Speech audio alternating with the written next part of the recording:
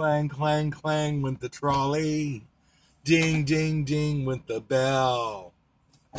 Meet me in St. Louis, 1949, I believe. Judy Garland. One of my favorite movies of all time. I always watch it in the holidays. Well, wait a minute. I don't celebrate the holidays anymore. I forgot. I'm Jehovah's Witness.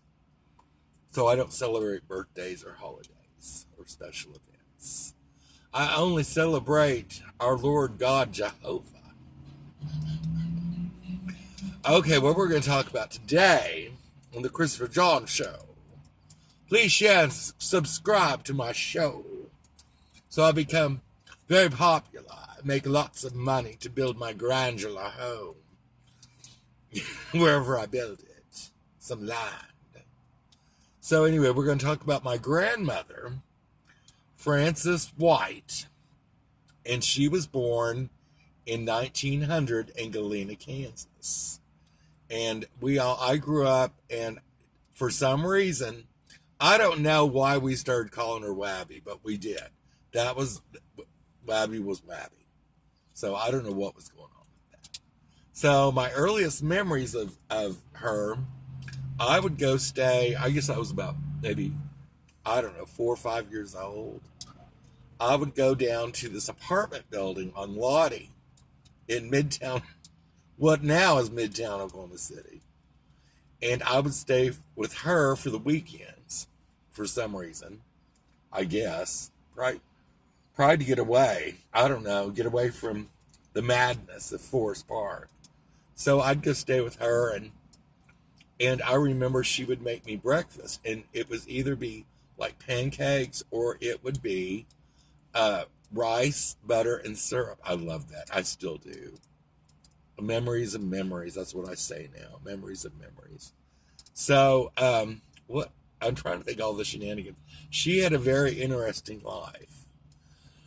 Let's see. She was born in Galena, Kansas. I remember she'd tell me all her stories, and I still remember them all. I'm gonna try to remember a few today. One of them, I forgot what lake she was at. She must have been about 16, and she saved some guy from drowning, and she could swim. She taught me how to swim. She taught me how to swim at Cedar Lake in southeastern Oklahoma. You know, where the fucking interdimensionals hang out. They take people. They eat their soul, bitch. So don't go down there. Don't go hiking down there. We know all about yesterday. You know, I'm still doing my research what happened to that man. And I guess they don't care or whatever. I don't know. We'll get back to that later. We'll do another show about that man that disappeared at the Wichita Mountains. I mean, there's something wrong with that one. But anyway, back to my grandmama. So she taught me how to swim, and let's see what else happened. And she would always go on vacation, like to Colorado and places like that. And half the time, I don't know why this would happen, her wigs would be on backwards. And I liked it when she put her wigs on backwards. I liked it. I would put her wigs on. They were big silver wigs, and I thought I was very, very high end wearing her wigs. Let's see what else happened. Oh, this was when I guess she was before Mother was born. So this must have been 1920s. And she and my grandfather were somewhere, they were traveling in like, I don't know, Iowa, someplace like that. And they were pulled over. They thought they were, who was the bank robbers at the time? Bonnie and Clyde. They thought they were Bonnie and Clyde, and they were detained, and then they were put in jail, and they finally figured out, oh, it's not them. You know, I don't know. But I remember her telling me these stories. All kinds of stories. I remember she told me about, and this relates back, I guess, to the 411 in a way. She said that she was in her bed, and this was at Lottie, the apartment building on Lottie. And she woke up, and there were these two little beings poking their heads at the end of the bed, looking at her, just staring at her. And she said, "Ha!" They just stared at her. I remember her telling me about that. So that's another memory. What other memories do I have?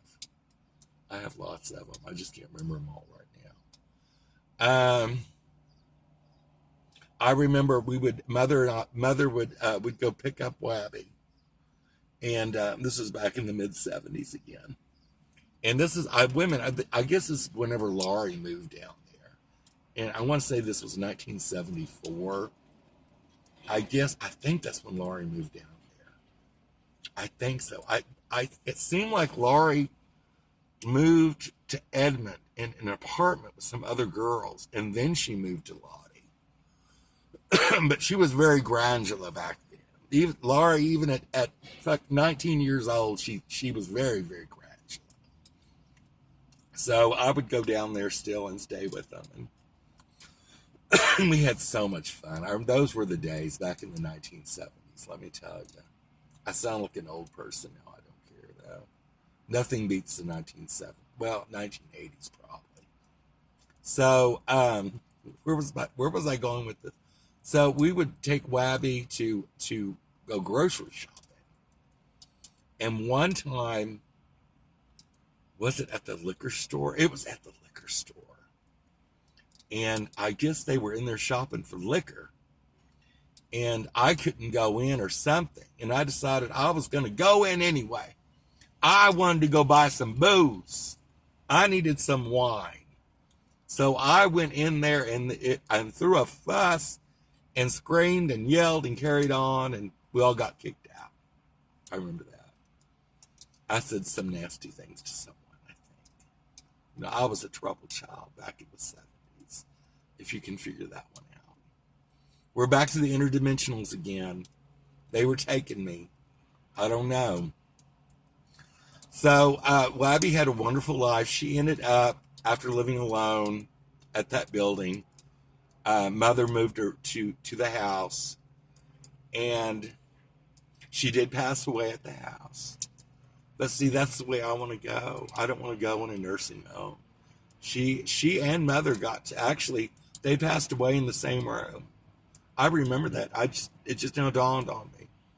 So, I don't know. And then I had a vision. It was about 2 weeks ago.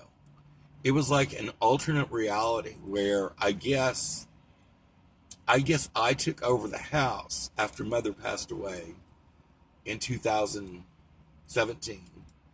And I took over the house. I'm currently at that house. And very sad, though. God only knows what kind of life would have been different. I'm probably some raging, alcoholic drug addict on Fentally. Walk around Forest Park like a zombie.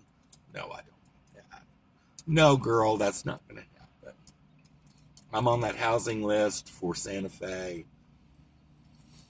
And I would prefer Santa Fe. It's like 72 degrees there right now. So, yeah. Sure, it gets up to 90, but it's so dry there, it doesn't feel like it. But, it drops to like 55 at night, so I can tolerate that. I want that apartment. But, you know what?